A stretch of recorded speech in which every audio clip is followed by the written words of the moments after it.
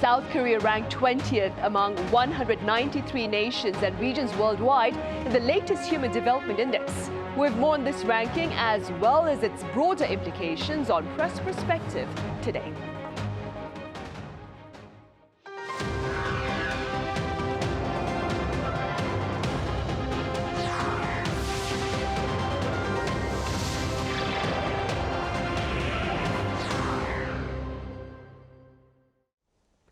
Hello and welcome to Press Perspective. It's Friday, May 9th here in Seoul. I'm Min Sun-hee.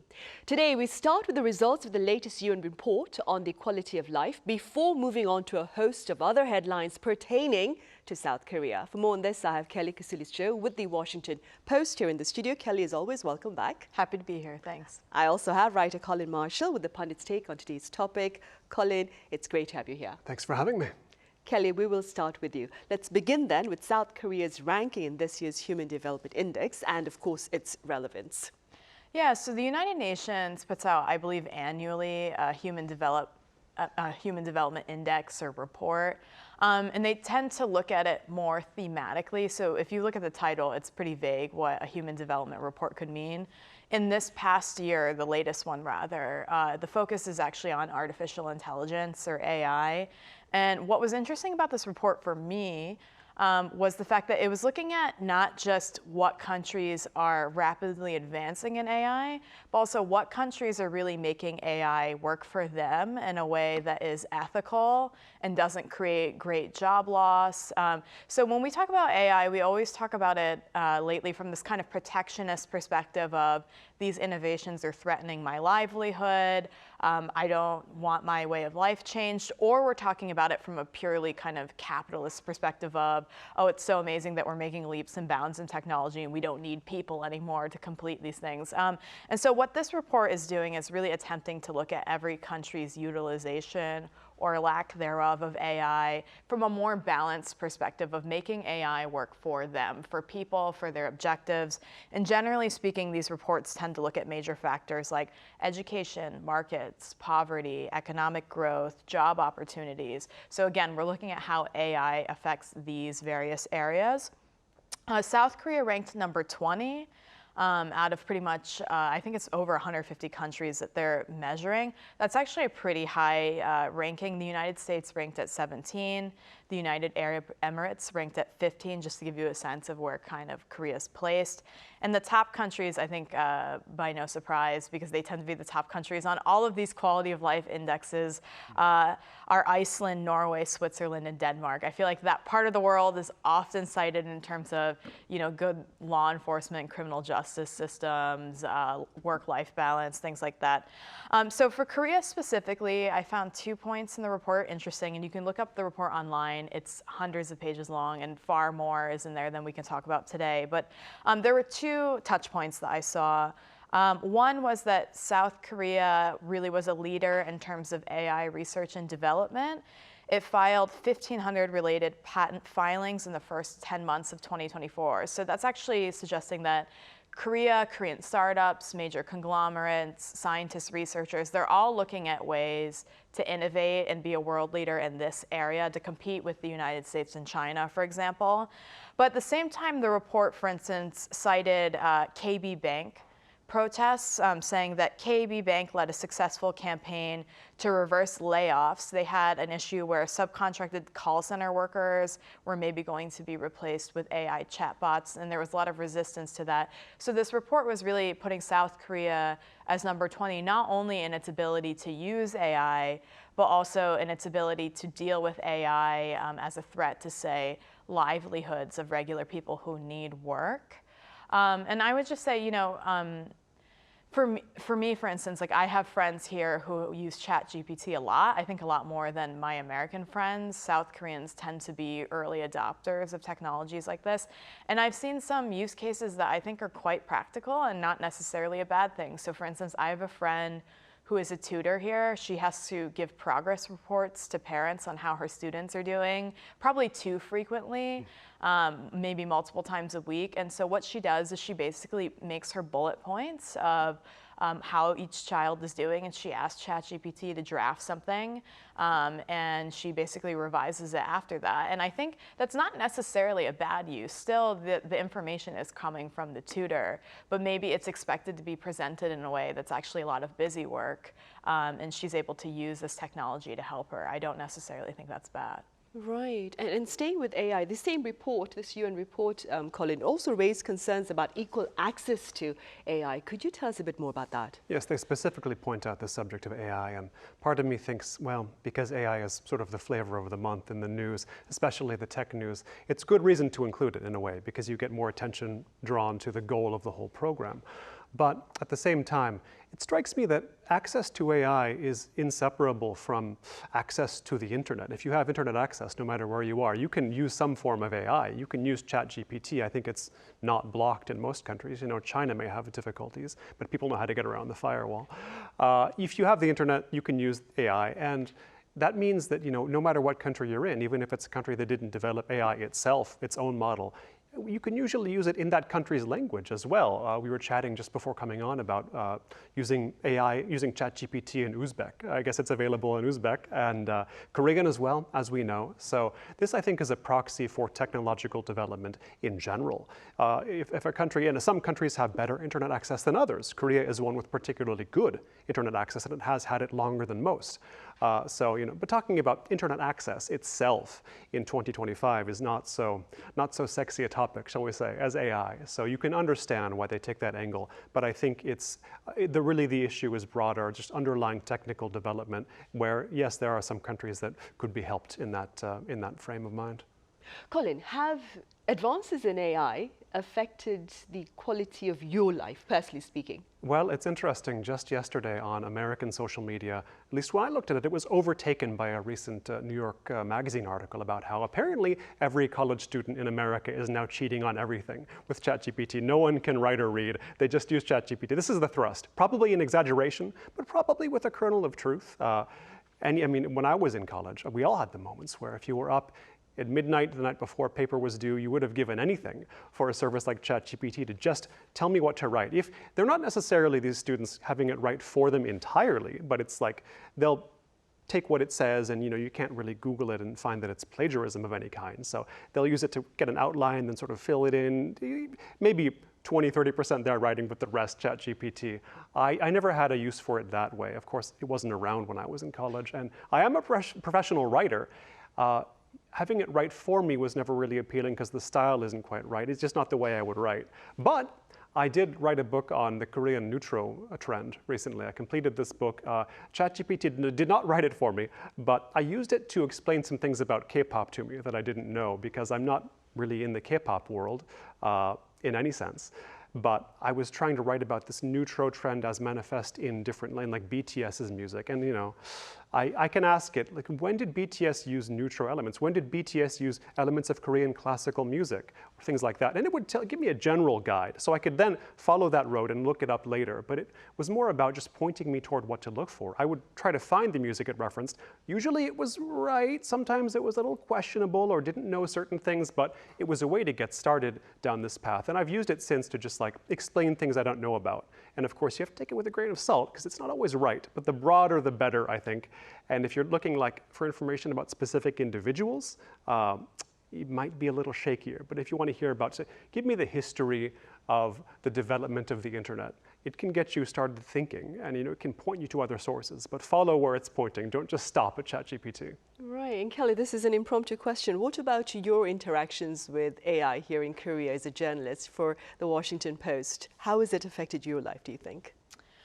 That's interesting. I don't feel yet that it has affected my personal or professional life too much. I will say I have seen that, you know, I need to exercise more vigilance when I see things online and really look at whether or not what I'm seeing is genuine. I feel in general more skeptical and suspicious of pretty much everything I see on social media, particularly in terms of visual media. I think AI is being used, I mean, there was actually a study about this recently. I'm trying to simulate this, but basically AI is being used to create or manufacture outrage on the internet. I think that's pretty clear. And the study was particularly an experiment to see if they could use it to create comments to manufacture outrage on Reddit. And there was blowback to that study. But I do think it speaks to kind of the era we're in, where as a journalist, even gauging public opinion through the internet, which is always not necessarily the best way to do it.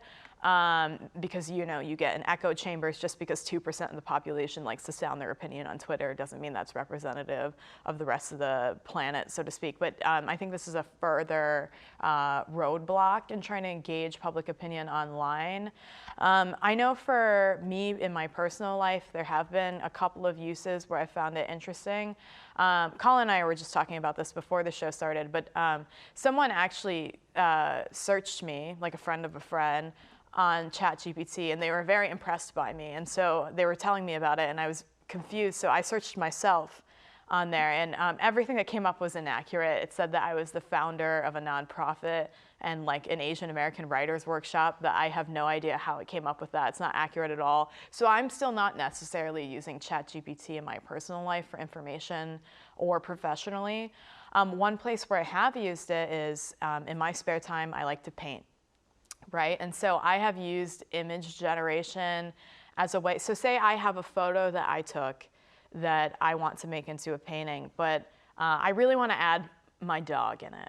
But I'm not particularly skilled at imagining perspective. So I might draft on ChatGPT or image generation programs like DALL-E, my dog in different positions and perspectives so that I can add it into the painting in a way that looks believable. And I think that actually might be a very practical use for it. I mean, a lot of people talk about it as a threat to the arts, but artists themselves might be able to use it as a first draft for their ideas. I think the issue that we're running into, though, to Colin's point, is that maybe potentially we might lose an interest in quality control, or even the ability to really have a taste for good writing versus bad writing, or good art versus bad art, if we are just continuing to consume things that are created by machines. Maybe there's a devaluation of the arts that is underway. But I do think that for me personally, there has been, a couple of decent uses. I actually find it still so inaccurate that it's actually more of a waste of my time than it is helpful for me right now. Yeah. Right. Meanwhile, Colin, back to surveys regarding the quality of life, if you will. There was a recent study by Seoul National University that shows 7 out of 10 Koreans, Colin, believe we live in an unfair world. And this belief itself has been fueling much frustration within them. Is this a reality that you can relate to living here as a foreign resident? Well, I think many Americans of my generation or before will think back to their childhood. When they themselves complained that something wasn't fair, the response from parents or whoever it would be was always the same: life isn't fair. That seems not to have been the response here in Korea to these concerns, although this survey conducted by Seoul's public health department, I think, something like that, public health school, asked, it had this proposition: do you think the world is basically fair, that when you would translate it? To which 69% or so of people said that they thought it was not. And this is open to interpretation, of course. Depends on what you think fair is. What is it for the world to be fair? It's not a game. The world is not a trial. Like, in what sense would it be fair? What are the conditions it has to meet to be fair? You can get into the weeds on this. But what I thought was a little more interesting and a little more telling about Korea was the slightly over half of the respondents to this survey who said they live in a, how was it? 정기적 울분 상태. Like, I live in a state of regular repressed anger. And that was telling to me, like, oh boy, that strikes me as a very Korean phrasing of that. Not even a Korean phrasing, just it's this idea of walking around living with repressed anger. Boy, that's something I don't know you would get a lot of. There are a lot of unhappy people in the United States of America. I don't think they would describe their lives in that way. So yes, this idea of pent-up frustration with the state of things in Korea, whatever they might be, or the world. This question was not about Korea, but the perception of an unfair world. In a way, it points to something that actually the US and Korea do share. I don't know if I would call it an ideology, maybe an ethos, that if you work hard enough, you'll rise to a certain station in life. You can rise up through hard work. And we've seen a little bit of that fraying at the seams in the US and here in Korea too. I was invited to talk to a book club recently, book club of all employees of one particular Korean auto company. And they were saying, you know, is it true in the US as well? In the US, do they also say, study hard and you'll become rich? And I was like, well, not really. They're kind of two different things in the US. But here they were saying in Korea, it's still work hard, study, and that's the way to become wealthy. And that sort of becomes untenable at a certain point. At some stage of a society's development, that is true. But then, you know, these things come apart. The academic structure, the power structure, and where wealth comes from, they're not always necessarily in tune. But I mean, I could close by quoting Ecclesiastes. This is something about the human condition more than anything. I mean, what is it? I returned and saw under the sun that the race was not to the swift, the battle not to the strong, the bread not to the wise men, the riches not to the men of understanding, and the favor not to the men of skill, but time and chance happeneth to them all. Right, time and chance. Yes, indeed. Going to happeneth all. to them all. And I'm waiting for my chance and time then. Kelly, let's move on to some recent foreign media coverage of Korea. There was a commentary by Singapore's CNA that highlighted the Korean concept of saving face. It's known as Chemyeon in Korean, and its detrimental consequences on the celebrities here in the country. Now, according to the commentary, and I'm going to quote, when reputation and honor are valued above all else, disgrace becomes inescapable, and in many cases, the only perceived way out is death. What are your thoughts? Yeah, the foreign media has a tendency to cover these really tragic incidents where K-pop idols or famous Korean actors run into some kind of trouble with public opinion. They could have a DUI, they might be accused of sexual harassment. They, you know, could have been a part of a project that ended up being controversial, and then those tragic cases ending in suicide. And, you know, this is something I've thought about a lot before as an individual here, not so much as a journalist. And, you know, where the critique of American culture is often that we are shameless, or that it's too easy to come back from scandal or, you know, misconduct. I think in South Korea, one issue that it's dealing with is that there is very few, if any at all, pathways out of shame. There's very little redemption arc that you could see when you look at South Korean celebrities. So, I mean, I could riddle off dozens of American celebrities that have had drug scandals, have been part of the you know, Me Too accusations, have drunk driven, even killed people drunk driving. And maybe they go away for a little bit, they do a public apology, but they do kind of have that redemption arc, for better or for worse. But the point is, if we're talking about the human condition and avoiding things like suicide, I mean, the redemption arc seems to be a good thing. There's a way out, there's a way to overcome, there's a way to show people that you're sorry, that you're a bettered person now. It's like the famous trope of like the American celebrity doing something bad, going to rehab, and then doing an interview circuit about how they went to rehab for 3 months and now they're a better person and they want to be forgiven.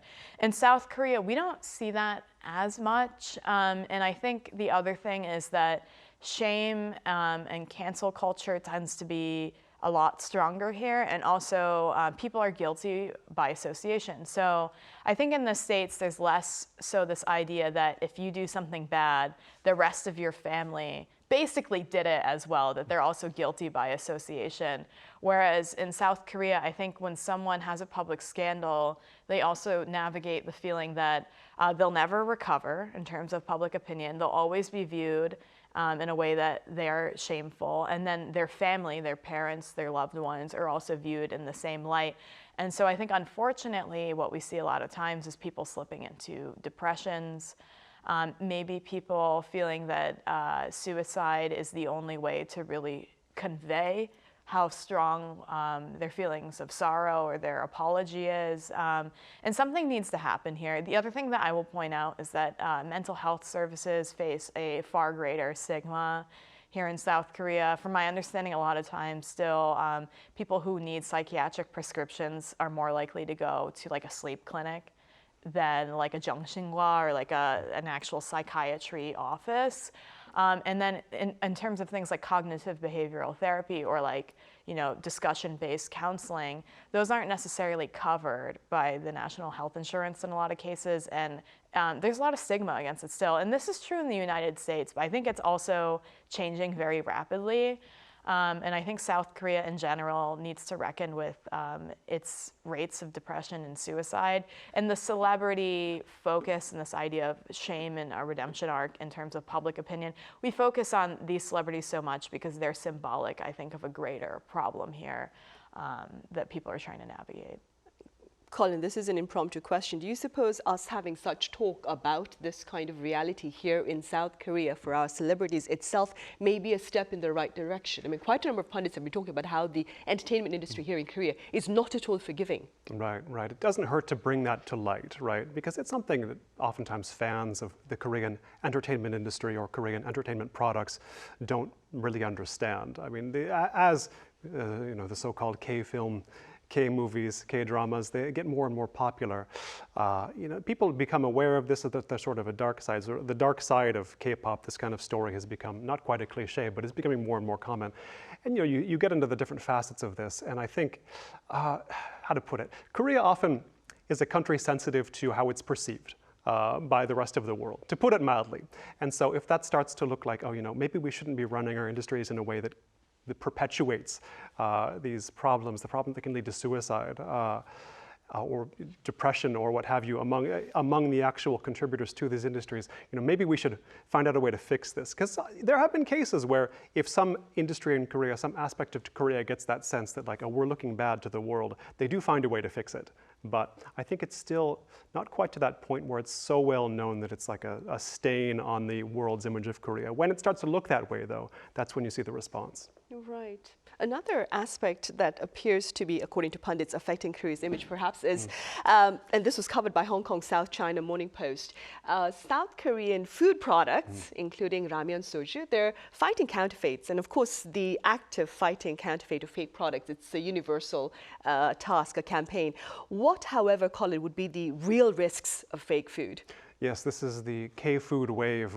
This is evidence of the K-food wave, how far it goes. I remember when I first went to this big grocery store near Seoul Station when I first came to Korea, I was amazed there were actually sections off to the side where visitors, travelers could pack up their snacks, their Korean snacks, to send back to their home countries. Huge boxes of all these Korean chips and cookies and everything they have here. And usually they're visitors from other Asian countries. And indeed, those countries are where the counterfeiting is now happening. Whether it's products that are a lot like Korean, say, Ramyeon or Soju, or actually, there's counterfeit and there's counterfeit. There's imitators, and then there's just sort of like, then we're going to make it close enough to where we think it's the Korean brand you like, but it's not really. And of course, there could be health risks associated. Maybe it's not, the conditions are not as good they're made under, not as sanitary, or maybe it's just brands fighting for their, when your brand gets a market share, you want to hold on to that market share. But if you're making a commodity like Ramyeon or Soju, this is very easily imitable. You can replicate the big brands of Soju here somewhere else very cheaply. So a lesson for K-food, I would suggest, is move away from things that are so easily commoditizable. So if they're so easily, if you can make a chakdung, as we say in Korea, that easily, maybe it's time to specialize in something more advanced and make that the vanguard of K-food. Make that the tip of the spear, shall we say. Right, something to think about then. I'm afraid that's all the time we have. Colin, as always, thank you very much for your insights. Kelly, thank you very much for your thoughts today. Thanks. Right, well, that ends this week's editions of Press Perspective. We return same time next Monday, so do be sure to join us then. Have a great weekend.